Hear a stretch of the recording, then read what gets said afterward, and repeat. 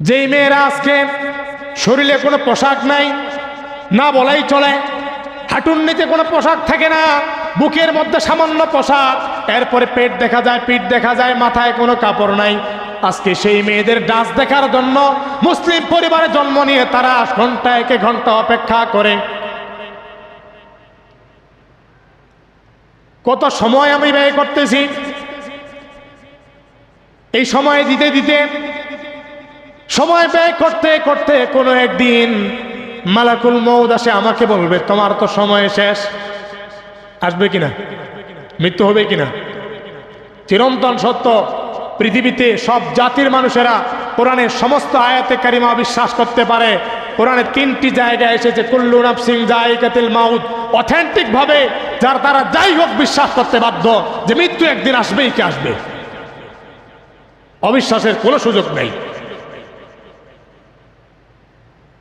Social media খুলেন, এরপরে net খুলেন, টিভির সংবাদ খুলেন, দেখা যায় যে প্রতিনিয়ত মানুষ চলে যাচ্ছে। মাত্র কয়েক বছর বয়স, বিয়ে শাদী নতুন করেছে, 6 মাস বিয়ে হয়েছে, কোনো বাচ্চাও হয় নাই। স্ত্রীকে বলল আমি তোমার জন্য একটু শাড়ি নিয়ে আসতেছি, তোমার জন্য খাবার নিয়ে আসবো, একটু বাজার থেকে তোমার জন্য কোনো পাউডার নিয়ে আসবো। বাসা থেকে মোটরসাইকেল বের করলো, স্টার্ট দিয়ে 2 কিলোমিটার সামনে রাস্তায় গিয়ে গাড়ির তলায় পড়ে দুনিয়া থেকে নাই।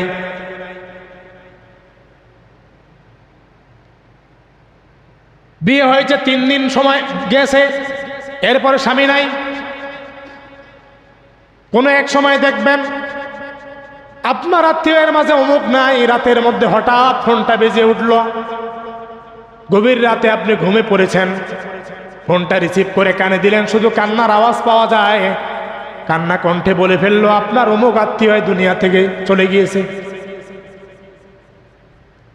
প্রতিনিয়ত কানের মধ্যে খবর আসে,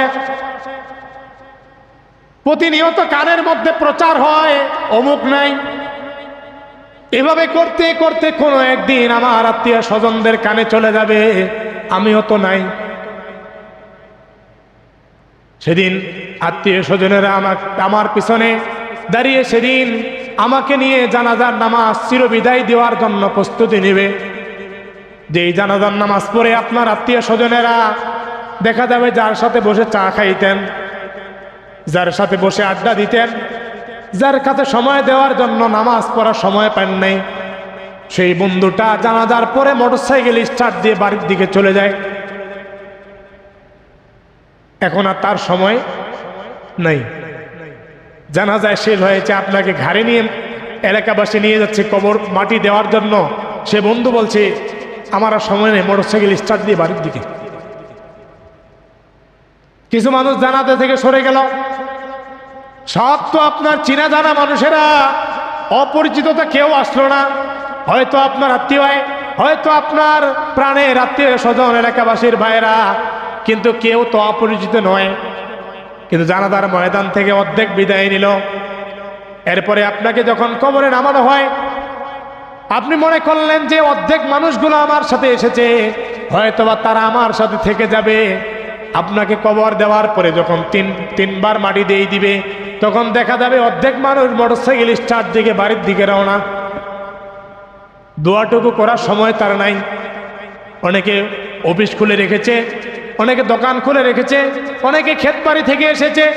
এত সময় কম, এত কম, আপনাকে মাটি দিয়ে দোয়াটা করবে এই সময়টুকু তার নাই।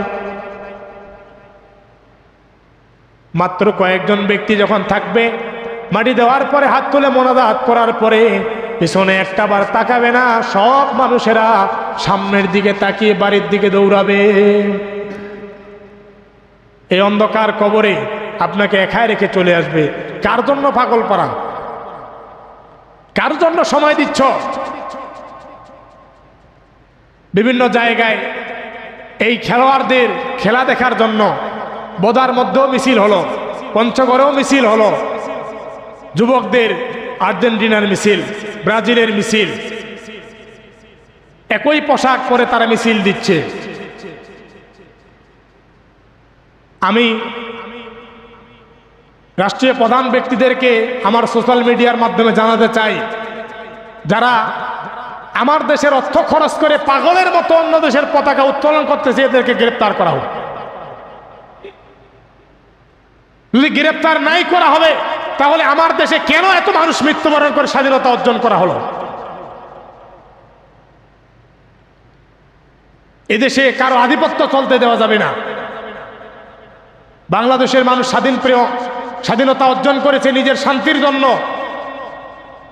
আজকে লক্ষ লক্ষ টাকা বাংলাদেশের মানুষ ফুরিয়ে দিচ্ছে, আর তারা খেলা অর্জন করে ডলার কামাচ্ছে, আর আমি পাগলের মতো তাদের ভিতরে সময় দিচ্ছি। দেশের সম্পদ ক্ষতি হচ্ছে। দেখবেন খেলা শুরু হওয়ার পরে মারামারি করে অমুক জায়গায় একজন মার খেয়েছে, মারা গিয়েছে, অমুক জায়গায় আরেকজন মার খেয়েছে, মারা গেছে। দেখবেন আপনারা খবর পাবেন, প্রত্যেকটা জায়গায় মারামারি হবে, পক্ষ আর বিপক্ষ দলের মারামারি চলবে।